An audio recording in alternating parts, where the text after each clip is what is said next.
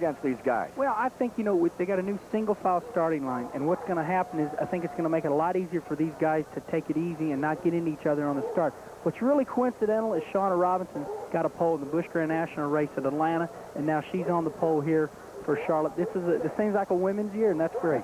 Well, let's meet the lady on the pole, Sherry Minter, standing by with Randy Pembert. Well, Ken Squire, as you said, second pole in a row, but that's no fluke. She's qualified on the outside of the front row 2 times in this Sportsman Division, 12 races under her belt, a best finish of 4th, which she just told me.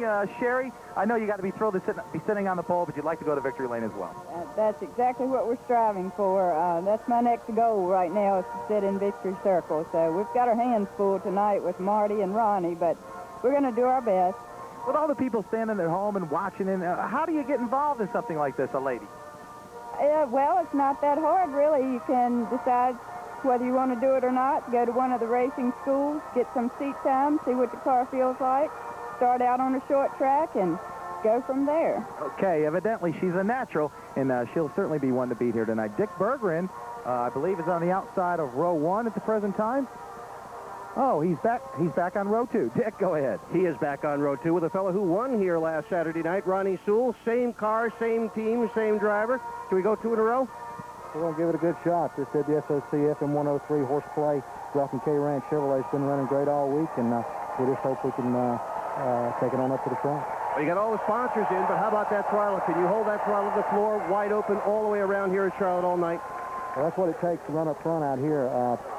Sometimes the car gets a little pushy, gets a little loose, and you got to guess on these combinations, depending on the weather conditions. And it's a cool night. We hadn't had any practice in the cool weather, you know, since today at all. So it's a gamble. We'll just have to make sure, just hope things work well.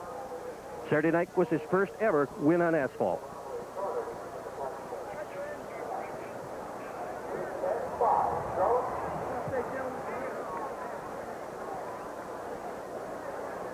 Waiting for the command to fire the engine. Well, thank you very much, Bill Cadell, and welcome everybody. Tonight, we'd like to present the Grand Marshal for the Goody's 100 Sportsman Race from the Family Dollar Stores, Mr. Ed Paxton, the Vice President of Advertising, and also on the flag stand, the honorary starter, Mr. Dennis Dinnerline, the Divisional Vice President, also Family Dollar Stores.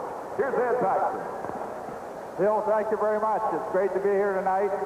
And it's great that Family Dollar Stores and Goody's have been a long historical partnership, and it's great to be a partner tonight on pole night. Thank you.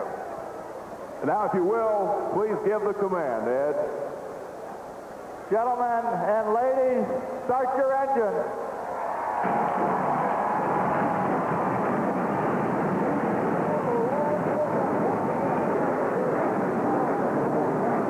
Field ready to roll with Sherry Minter of Martinsville, Virginia. She is a true second-generation driver. She is the daughter of a NASCAR Winston Cup pioneer, Clyde Minter.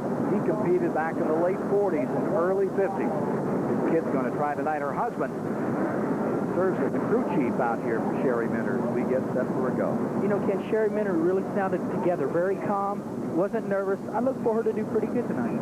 We'll see. Lineup in a moment. Stay with us for the 100 Sportsman competition at Charlotte.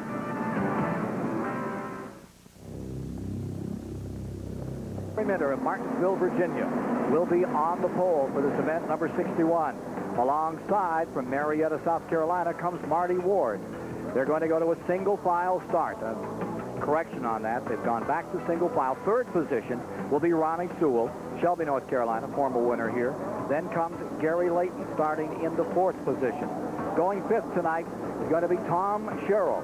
He's out of Mooresville, North Carolina. And Paul Schaefer from Kitty Hawk, North Carolina, starts in 6th. That'll be followed by Jerry Rector in 7th. Red Everett is going to go 8th. Curtis Miller is 9th. Lester Lesneski out of Porterville, California. Strong runner will be 10th. Then Buddy Fox Jr., 11th. Mike Galt comes next. Tim Neighbors. Mickey Hudspeth out of Ronda, North Carolina. It'll be David Smith, Glenn Darnell of McDowell, Virginia. Back in 17th is Steve Clark, followed by Jeff Niemanen, John Stroud. Andy Thurman starts 20th. The 21st is David Owens, and then Don Wagner of Dover, New Jersey. 23rd on the field, Russ Galindo of Charlotte, and Sherry Blakely, another lady driver in the field from Greenville, South Carolina. Comes Ron Greenstaff In 25th, 26th is Robin Caldwell, followed by Don Satterfield and Shot Howard. Robert Wooten starts in 29th. 30th is Vic Caraca of Lancaster, Pennsylvania. Then Rounder Severin starts 31st. Donnie McGard of Park Hills, Kentucky, starts 32nd. It'll be Rick Baxley starting 33rd. 34th is Pat Dunn. Then comes Charlie Schoffer, Stuart Rasmussen, R.C. Nixon, and Henry Benfield. Round out the field. Single file start to bring them down. 38 strong, Kenny. This is going to be an interesting race. The start is always the key of a sportsman race. These guys are new. This is a big racetrack, and they're going fast. Sherry Minter leads them down. 34-year-old campaigner who now resides in Harrisburg, North Carolina. That green and gold car shoots out into the first turn in first spot, qualified at 155.114 miles per hour.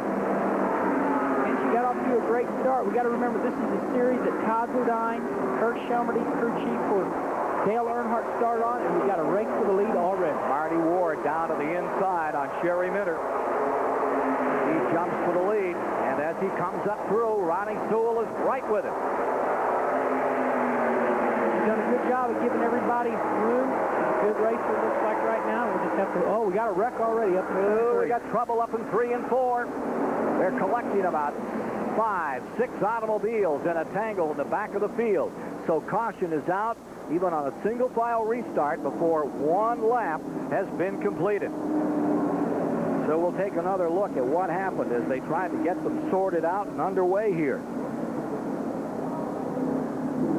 The Goody's 100 here is an excellent starting ground for some of these race car drivers, but one thing they got to do is they got to sort out the difference between day practice and night practice. Evidently, somebody got a little bit looser. If we can look at the monitor maybe later on here and see a replay and see exactly what happened, we're going to take a look at it right now.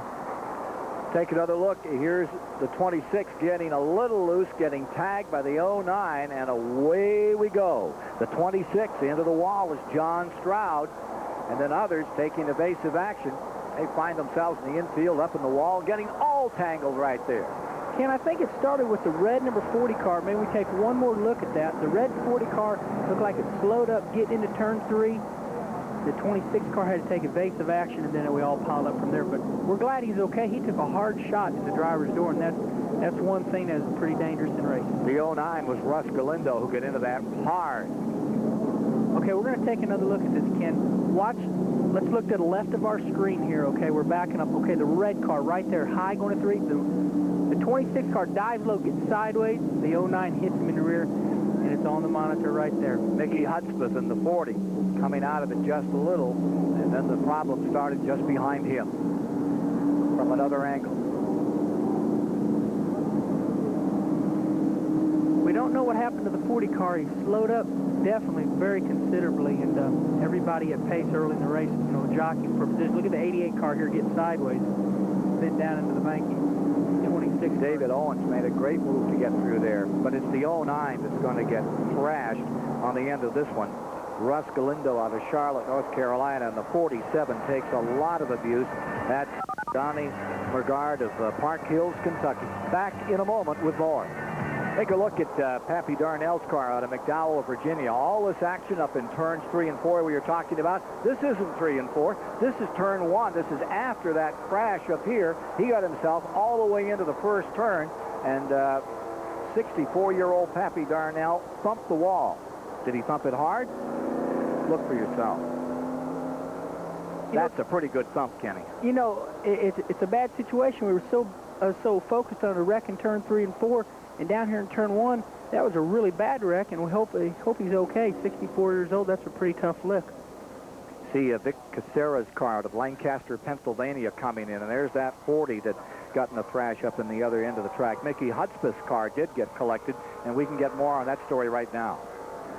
Well, Ken, Mickey Hudspeth is on pit road right now. He's been here for the last 3 laps, and they're trying to get this car straightened out. They've pulled off much of the rear bumper. Right now, they're trying to close the hood on it to get him back out again. But the car is pretty well chewed up. In fact, the hood is about to be torn off the car. It's barely hanging on there. Hudspeth is going to be very lucky if he can get back into this race. Well, there's Pappy.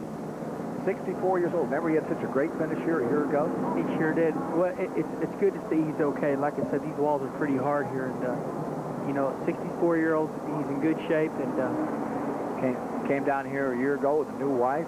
I think it was his second or third race, and he put on a tremendous show, but it's ended early for him here tonight. Yeah, evidently he got collected. Somebody was sorry we don't have no replay of that. There was 2 accidents going on at one time, and the biggest one was in 3 and 4, but you can see what happened. Evidently went into turn 1, and he might have got together with somebody and ended up down in the wall. Here's Randy Pembert. 24-year-old Donnie Mergard sitting behind the wall here, and his Buick crumpled up a little bit on the right side. You started deep in the field. How did you see the wreck, and what happened?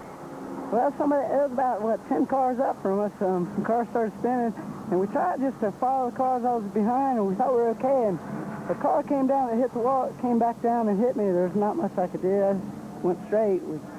One of those circumstances. Okay, Donnie, thrilled to be in, to say the least. But these sportsman races, they're difficult on these young drivers, but in the same token, they have to get some experience somewhere. We'll be back with more live action at the Charlotte Motor Speedway right after this. At the 167 laps to be run in this event for the sportsman competitors, 6 laps have been completed.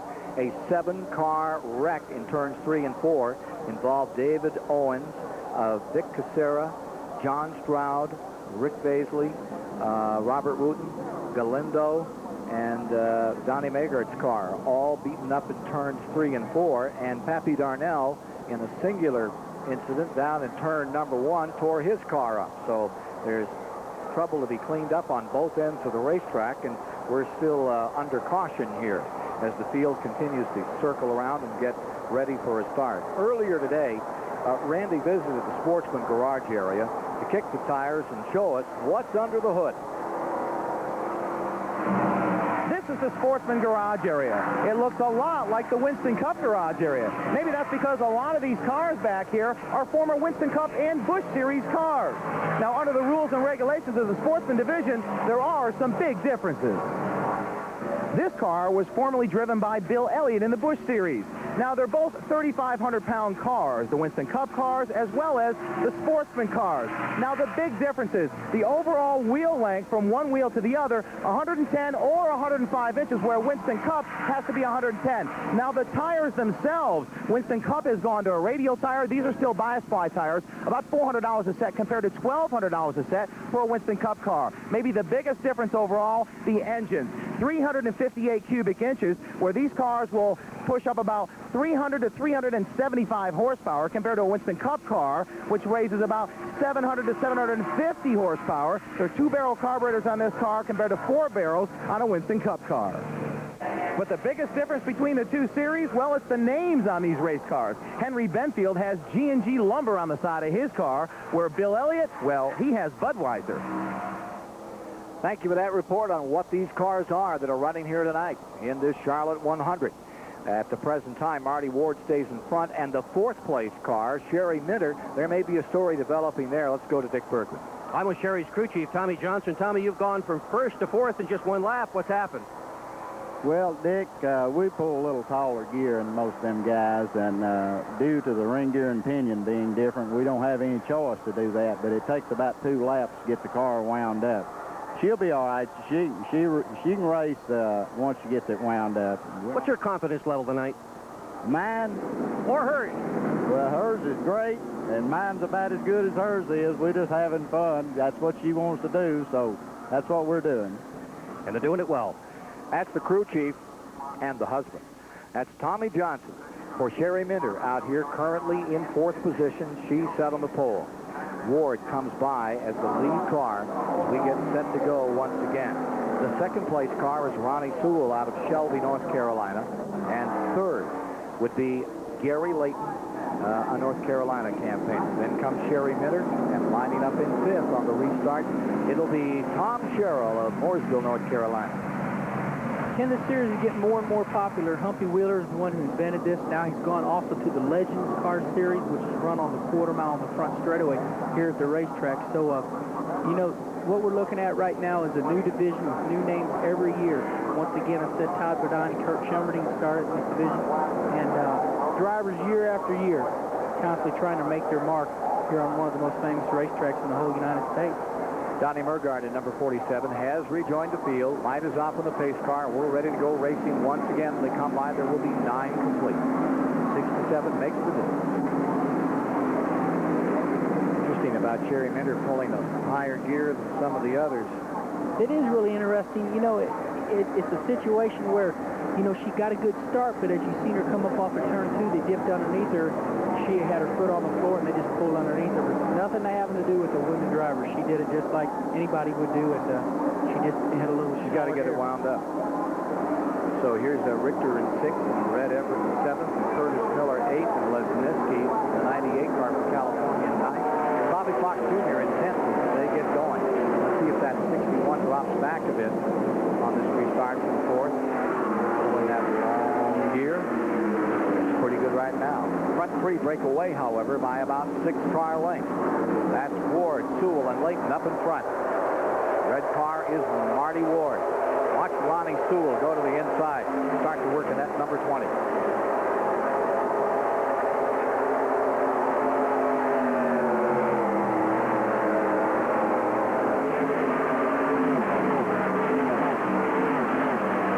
Sewell ready to wait it out for just a second there before he's ready to make another charge up in front. I tell you what, it looks just like the professionals right now. Marty Ward leading Ronnie Sewell. And you see him coming off of turn 2 there. They got a great line, just like the Winston Cup drivers do. And they're trying to get a breakaway right now and get a good race to the lead. Marty Ward stays in first position in car number 97. Gary Lattin looking on the inside of Ronnie Sewell there as they come off of turn 4. Marty Ward coming by to complete lap number 11 out in front. Do you think you have a shot to win here tonight, Marty Ward? Well, I sure like to think so. Like I say, you know, we've got some real good guys running here, and Ronnie Sewell, he won the race Saturday night, and he's pretty tough. So it's probably going to come down between me and Sewell and Sherry. So it looks like it's us again. Let's see what's going to happen here. Sewell right there, ready to challenge Ward. Ronnie Sewell in the blue and yellow, number 20, out of Shelby, North Carolina. Qualified at about 154 mile an hour. He's run a lot of races up the Cherokee Speedway. He's track champion there 3 times. That's the number 20 in second spot. Let's take a look a little further back in the field. Take a look at that number 34, fighting his way up through just outside the top 15. Getting himself some running distance is Ronnie Schaffner out of Jacksonville, Florida. You can already see a little bit of damage at the end of your screen on the right-hand side of the screen. The yellow car coming off of turn 2 right now has already been hit in the left rear quarter panel, so I think he's looking forward to getting it straightened out right now. Ooh, this is going to be close. Too close. We're looking at a wreck. Trouble. Ooh, that wall's going to be hard. I hope he misses it. Nope. No, he doesn't. That's got the water barrel. Well, we were just trying to give the boy a little bit of air time, and he got a little bit loose getting into turn 3. Gave him air time, gave him the bath. Hard hit into the water barrel. Boy, those things make a difference. This is going to be a long cleanup time, too. Humpy put those down there to save lives, and it does do that, but it makes a big mess. Front 3 stay together as Marty Ward in first, Ronnie Sewell in second, with Layton in third, followed by Sherry Minton, who had stayed Minter in fourth, about 10 or 15 car lengths back. And there you see the results of that one. I'm sure the driver's okay, but that car really got abused.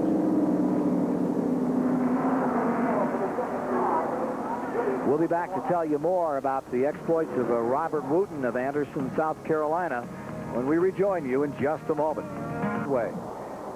And let's take a look at what happened. And you can see him coming into turn 3 here. It looks like Robert Wooten comes down on Rick Baxley in the 2 car, and it's all started from there. It's just a chain reaction. Wooten comes down on Baxley. Just watch it clip the front bumper. Just slices the front bumper off. And right now, look at the brakes. They're locked up, just smoking. And he's going to end up hitting the wall here. That's a frightening situation when you know you're going to hit that wall. But he had a little bit of a cushion because he hit the water barrels. Let's take another look at this.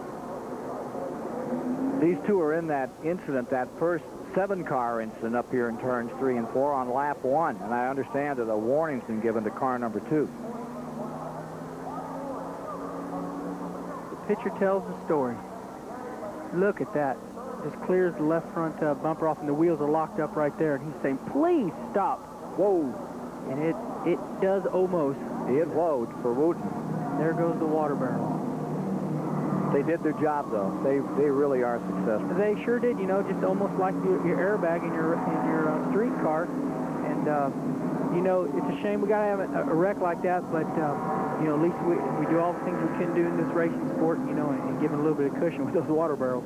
Now, as you saw him lock them up, if some Sportsman fans were at home, Kenny, is that the thing to do? Not the thing. No, that's the thing to do in that situation. Now, I'll tell you what, that is a very good point, though, because a lot of times we're at Daytona, Talladega, or this race, you know, you see a wreck, you don't want to get on the brakes right away because people are all piled up behind you. You do that, then you just start another accident. In his situation, he did the right thing. He came down into turn 3, didn't see the 2 car on the inside of him, and they got together, and see that wall coming, boy. You want to put on those brakes. Well, Robert Wooten has some experience, that's for sure. He ran that Dash Series for a few years, and he was a dirt track campaigner for 7 or 8 years as well, so he knows his way around out there and did as much as he could do. Let's go to Randy. Well, I really couldn't tell. I think they were checking the front end toe in on the 2 car of Rick Beasley's. I got a quick comment and just to find out exactly what they did. What'd you guys do on that pit stop when you guys came in? I had to get the sheet metal off the right rear tire. What did Rick say? He's kind of upset right now. Okay, that says it all, guys. Indeed, I bet he is a little upset. Had himself a pretty good run going and qualified well for this race. All ends a little early. We're ready to go back under green. We'll have 18 laps complete as they take that flag of 67 to be run in this Sportsman 100. Yellow flag laps thus far 12, green flag laps 5, which is the mark of these new starters getting out here and getting a chance on a super speedway. It's early in the race. You know, we got the 80 car in the pits right now. You can see his right rear is flat. One thing I wanted to point out, all up and down pit road, you seen that crew chief right there with an Ernie Irvin hat on. There was a car earlier that a gentleman had on a Budweiser suit. Everybody right now is trying to help these Sportsman racers get started. All through the night, you'll see a little bit of the Winston Cup crew members coming out and helping these Sportsman drivers get started. So the field is organized and ready to go. We'll see again what these top 3 do. They seem to run a very steady, even pace. They weren't taking any extra chances, just getting themselves straightened out to fight this thing out. They knew they had a long way to go. That's the first mark of being a super speedway driver. That is. Ronnie Sewell, Marty Ward, and Gary Laxton just right away just took and, you know, sitting there 1, 2, 3 trying to get away from the field. But, you know, we'll take a watch here or take a look and make sure Sherry Minter gets up through these gears because we know the story there. She's pulling a little bit taller gear. But she was able to hang in right there in 4th spot. Here we go for the restart. Coming down, ready to take green another time after a couple of lengthy cautions thus far in the Sportsman 100 here at the Charlotte Motor Speedway. And on the brake, it's Marietta, South Carolina's Marty Ward in the 1st spot. Ronnie Sewell right there challenging in the 20 car. Jerry Minter back there in 4th and 61. Gary Layton in between them. In turn 2 is where Sherry has her problem. She went to school. She got a great restart. They pulled her a little bit off turn 2, but she's racing back to him at the end of this back straightaway. Jerry Minter ready to mix it up another time. Right back there, set on the pole, and has stayed in 4th thus far in the going. Further back in the field, and Thurman trying to get some running room. Get himself separated as they charge down through the tri-oval area. Curtis Miller in that 10 car out of Sanford, Florida, back in 13th spot.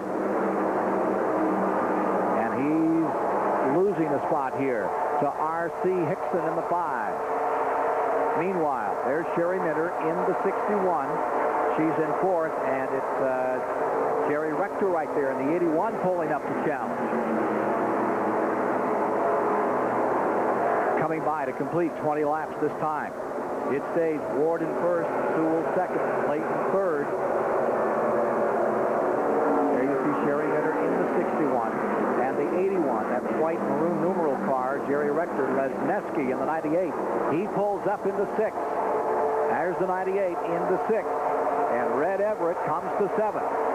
For the lead, Marty Ward 1st and Ronnie Sewell 2nd. You know, these cars work a lot on momentum, and right now you're seeing that they're getting on about the 3rd or 4th lap. They have a 2-barrel carburetor. It's not real responsible on the start. It looks like we're getting ready to have about 6 or 7 bumper to bumper right now. Sherry Minter back about 6 car lengths from that trio leading the event. Ward stays in first in the red number 97. There you see that 74 car. And Sherry Minter is about to have her hands full as Jerry Rector and Lester Lesneski try to pull in on that 61 car in fourth. You notice these sportsman cars run a little bit higher line. They don't run right down the white line sometimes through turns 3 and 4. When they run on the white line, it bogs these 2-barrel carburetor motors down, so therefore they run through turns 3 and 4 a little bit high, trying to keep them wound up. Sherry Minter pulling away again, getting a little bit of breathing room from Jerry Rector. And coming after Gary Layton. Ronnie Sewell in the 20 stays in that second spot. Ward stays in first. Ronnie Sewell, the blue and yellow number 20. What's it like, Ronnie Sewell, driving here at the Charlotte Motor Speedway? Well, it's a big thrill. The speed will fool you sometimes. You get down in the corners, you really think you're doing something. You get down in the corners, and it'll wake you up. It'll make you aware of everything. Speeds are high here at Charlotte, especially when you've never run on a speedway. Little side-by-side action further back in the field. The 0 car gets it hung out. Tim Neighbors, Fun Level, North Carolina. He puts on his own scrap. He's back there in 12th, fighting with Andy Thurman in the 8th. And with a 95. Switching positions around. Steve Clark is in it. Back up in the lead. As they bunch him up. Ward stays first. Sewell applying the pressure on the outside. Layton there, and Minter closing up another time. 61.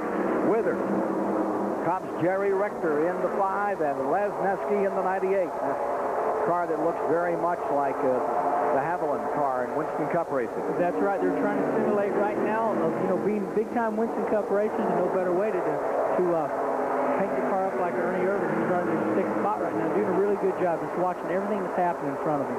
25 of 67 laps complete. Let's go to Dick Berggren. I'm with Pappy Darnell. You look okay, are you? I'm fine. I feel great. What happened to you up there? I really don't know. The traffic just all slowed down. I tried to brake as easy as I could, but the car just came around, and I don't know what happened from then on. It's just a good old ride. That's all it was from then on. Well, the car's a mess, but the driver's okay. Top 6 all in together. Challenge for the lead. Sewell to the inside. Marty Ward high. Sewell down to the bottom. Fades up a little. Has to give that.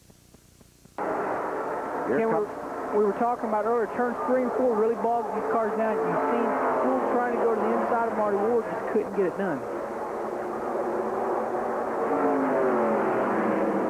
Interval. First to 6, about 8/10 of a second. Top 6, and there goes Layton trying the outside.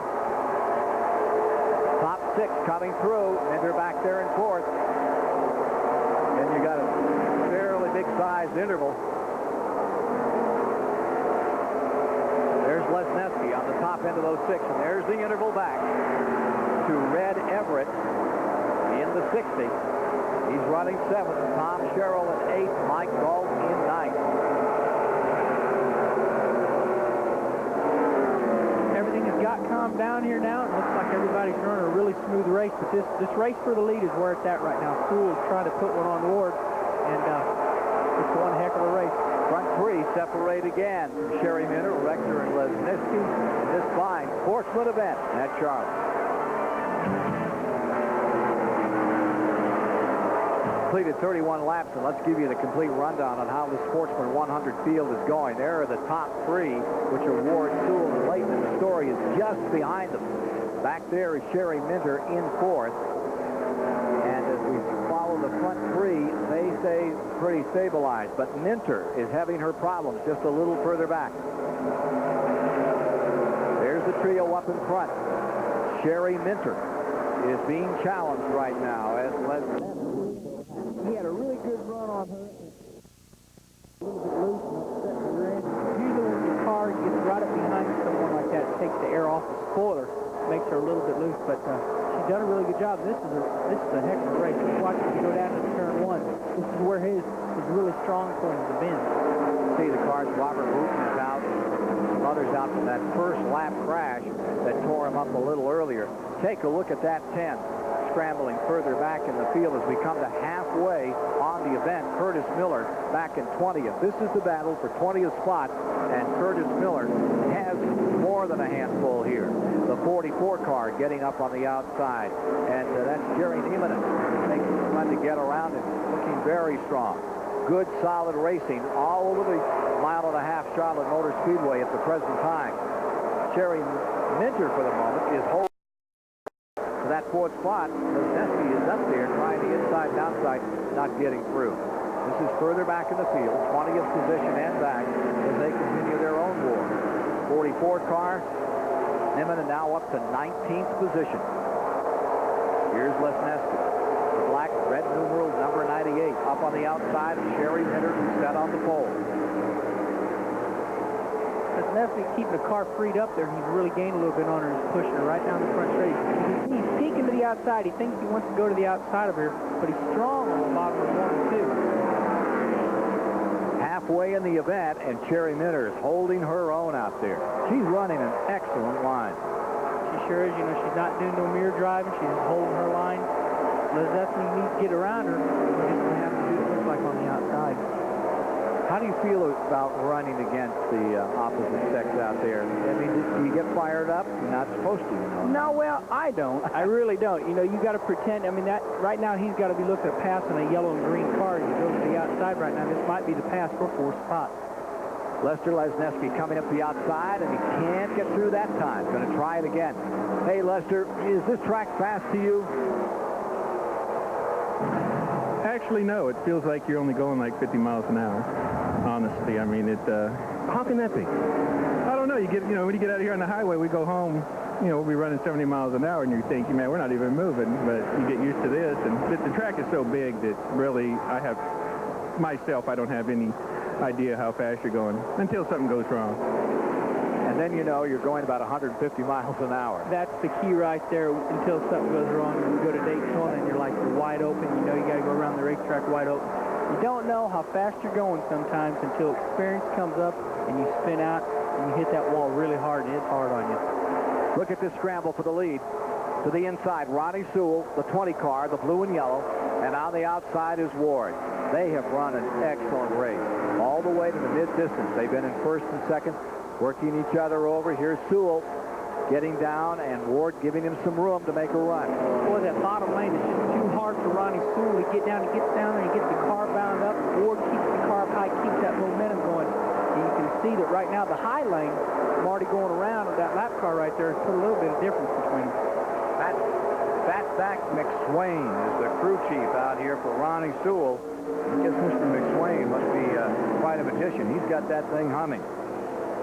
Well, with this 350 carburetor on these old Winston Cup cars, that 45-degree spoiler, pretty hard to hold them down to the bottom, isn't it? It really is. Right now these top 6, 7 cars up front here, you can bet they're handling good enough. They're running wide open. That's the key to these sportsman cars, to run them wide open and clear around the racetrack. Leader's wife, Mrs. Ward, just a mite concerned out here.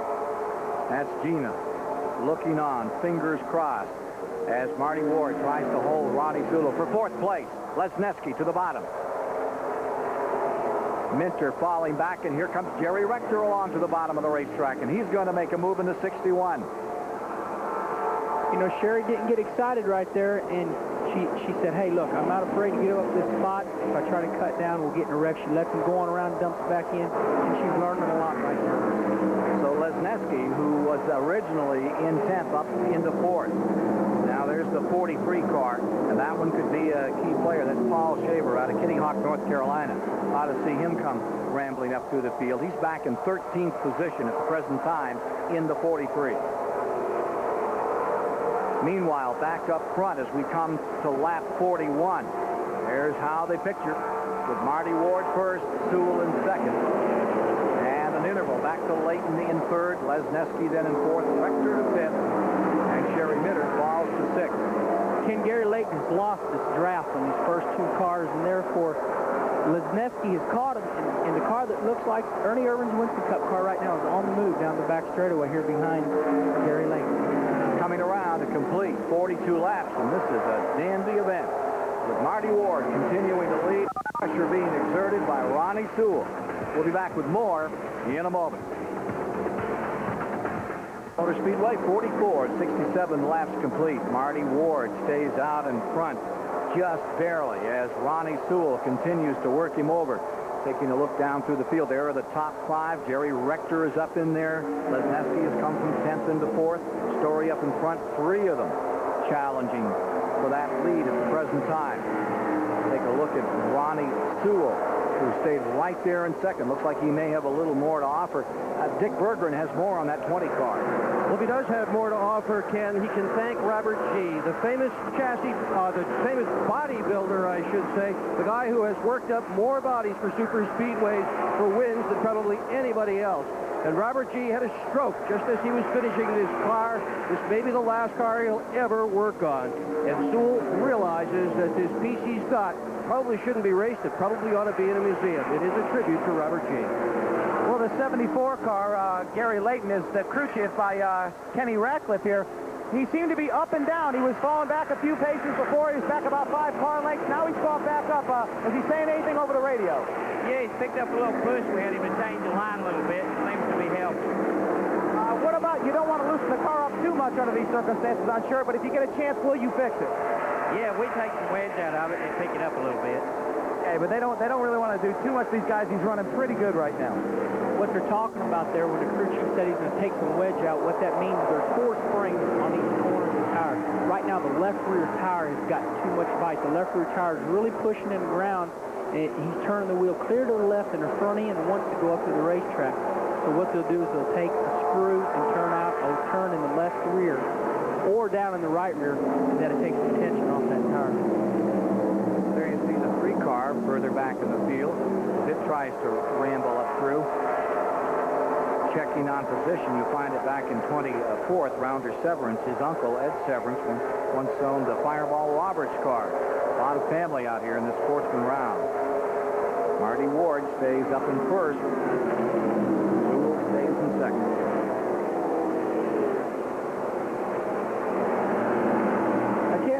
I'm impressed with Lester Lenzeski. Right now, the 4 of these cars have moved away, and Sherry Minner right now has lost this pack. She's pretty far back right now. But as you can see, coming off 4, Sewell tries to look to the outside, just can't get it done. These are the leaders, front 4 right there in traffic. Heavy lap traffic, stacking them 3 wide in turn 3. Ooh! That's sportsman racing, right? You wouldn't see that in Winston Cup or in Grand National. Great job with those front 4 cars. He kept cool, and they went right on around that car. So up in front, the red car is Marty Ward, and on the tail end of that foursome, you see Lesneski in the 98. And just behind him is Jerry Rector closing up. Minter has fallen back some from that collection. Coming up to complete 50 laps this time.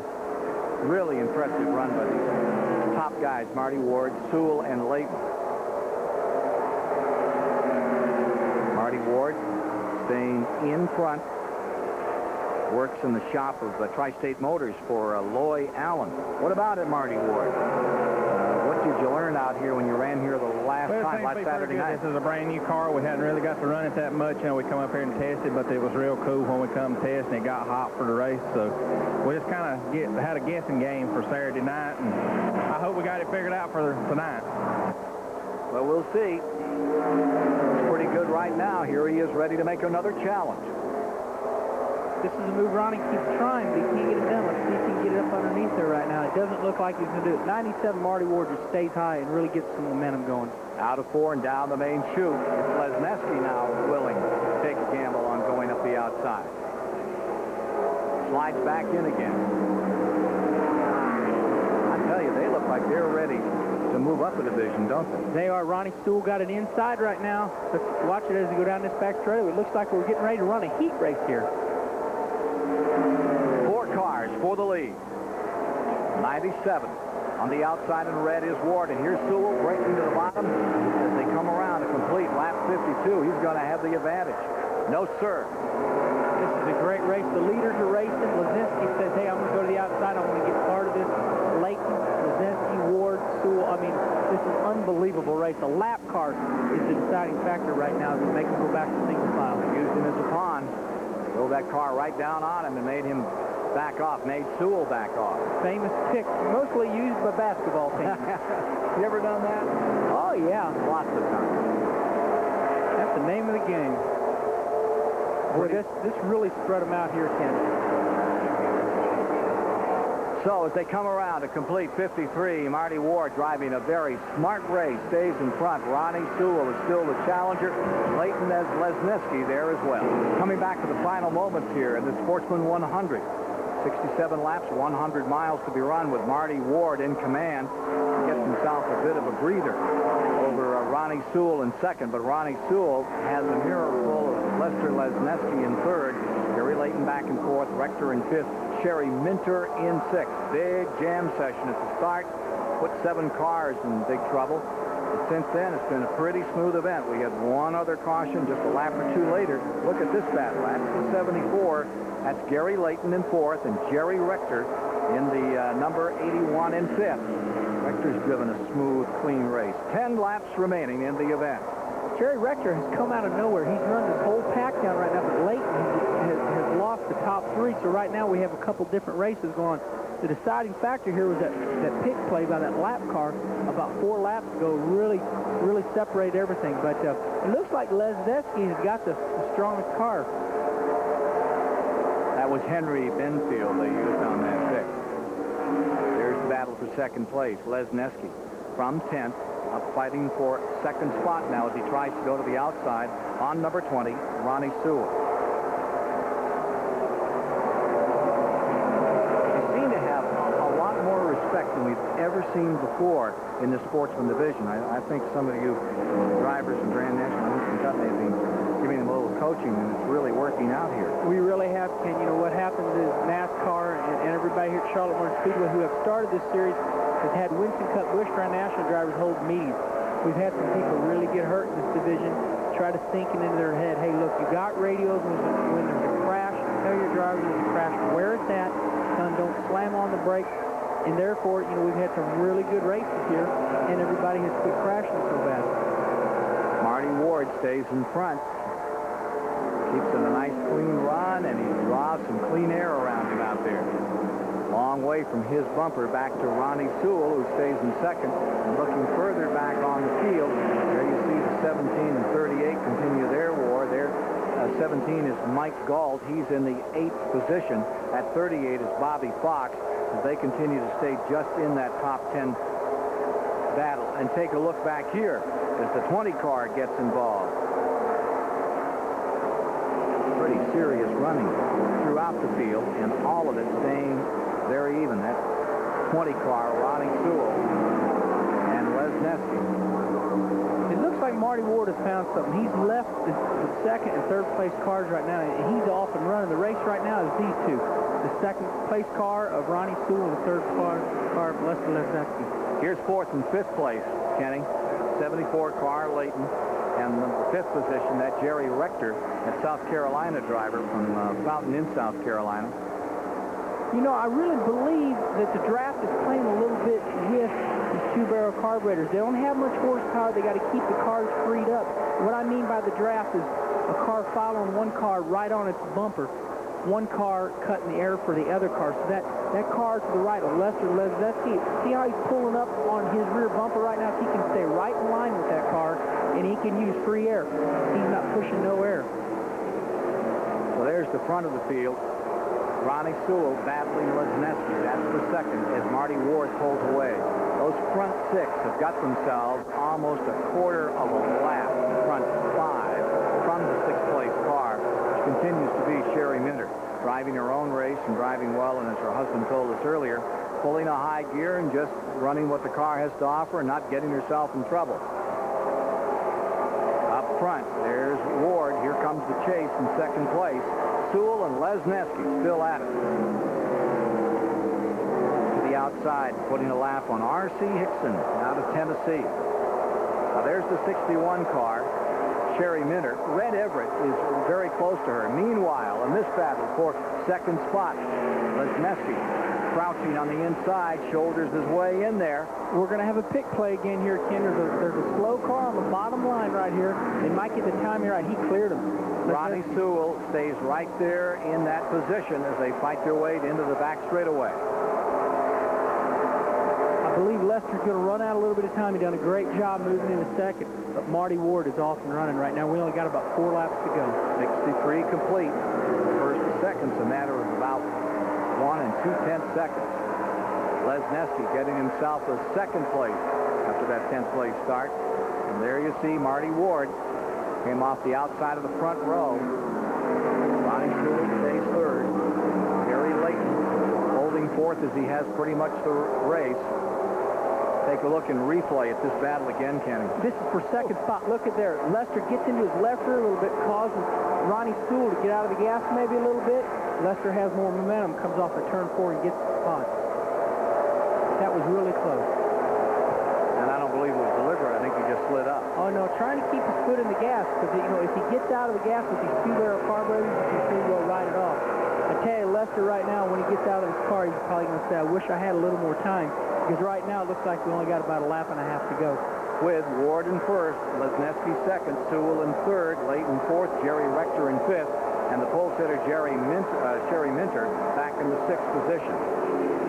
So after they had that first lap sortie into the wall, things straightened out and turned into a very good race. But here at the finish, Marty Ward is drawing away in the 97.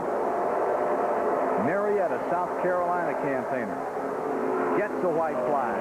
1 to go. Maurice Ward, chief mechanic in the Chevrolet Monte Carlo, the 90 and 91 track champion, famed old Greenville Pickens Speedway.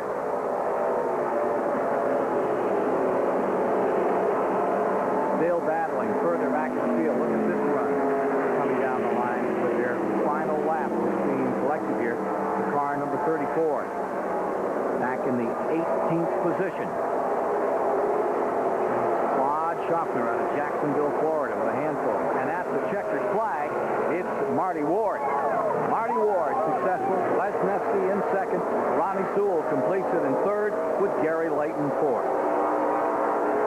Coming through for the 5th position is Jerry Richter, and across the stripe to be Sherry Minter in 6th. More in a moment. Carolina's Marty Ward victorious here in the Goodies 100. Run at the Charlotte Motor Speedway with Lester Lesneski in second, Ronnie Sewell third, Gary Layton fourth, and Jerry Rector in 5th. Looking a little further back on it, it was Sherry Minter in 6th. Tim Neighbors came home in 7th, beating out Red Everett. And then it was Tom Sherrill and Bobby Fox Jr. completing the top 10. Let's go down and meet the winner tonight, Marty Ward. Well, Marty Ward, you've been trying for a long time. First one in this division. How big a night is this? Hey, this is great. You know, I got to thank Roberts Racing Engines, Hooters that come on board at the last minute. You know, my father, my wife, my mother, you know, they put up with a lot of stuff here the last couple of weeks. You know, I just like to thank everybody for having to get here. It seemed as if at the end you were able to open up more speed on everybody else. What did you do toward the end of the race? Well, the car got pretty loose in the draft, and we run up on them slower cars, and the slower cars kind of helped me. Once they kind of broke me loose from the draft, the car tightened back up. As long as it's running by itself, it's pretty tight. You got yourself into a situation where you were in lots and lots of traffic. You used one of the cars as a pick. Was that the key point in the race for you?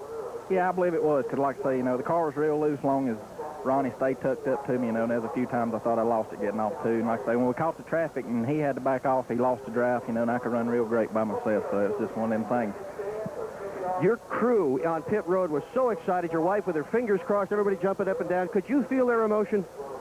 No, I'm going to tell you, them last 10 laps, I've heard everything in this car. It sounds like it's going to come apart. So I've been worried since the last 10 laps I was going to make a bobble, and I just hung in there and drove it like I drove it all night long, so I guess we brought her home. This is the second ride he's ever had in this car. He was third Saturday night with it. He wins tonight. A great run for Marty Ward.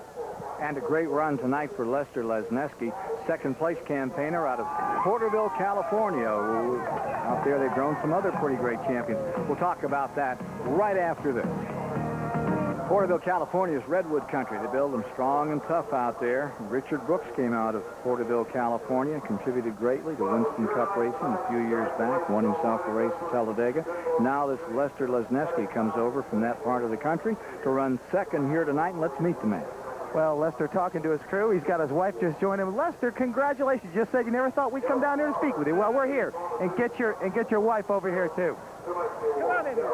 Congratulations. Thanks. Tell me about the race a little bit. Well, nothing to tell. We just stumbled on the setup tonight. We were working on the car till probably 15 minutes before we were supposed to take it out there, and I'm serious, just stumbled on something. I know you seem thrilled, but you have to do it as a driver in the cockpit. You have to be patient. You sat there. It looked like you were fairly methodical. You drove a great race. Give yourself some credit. Well, I don't know about that. It's just all we had to do was wait for some guys to make a few mistakes. The car was working perfect on the bottom. And, in fact, it's the first time in 4 years this car's ever been loose. The first time it's ever been loose? Well, that ought to tell you. Sherry, what do you think? Now, I told you I wasn't going to ask you any questions. You got to be proud of your husband here. Oh, I'm very proud of him. He's worked so hard, and so has the crew, and it's about their time. Let me ask you this. In the home life, I know he's got to spend a lot of time working on these race cars and everything. Tell me a little bit about it. Do you have to kind of prime her away from the race car, or is he pretty good? I never try to prime him away from the race car. I want him to get that race car going good because he worked so hard on it, and it means so much to him, and it means so much to me. Well, congratulations on a great run, Russ. Thanks again. Racing family from California, and we'll be back with the guy that created the Sportsman Division here at the Charlotte Motor Speedway in just a moment. Stay with us. Charlotte Motor Speedway is where the Sportsman cars originate, where they shine the best. Onto the lights here on the mile-and-a-half track.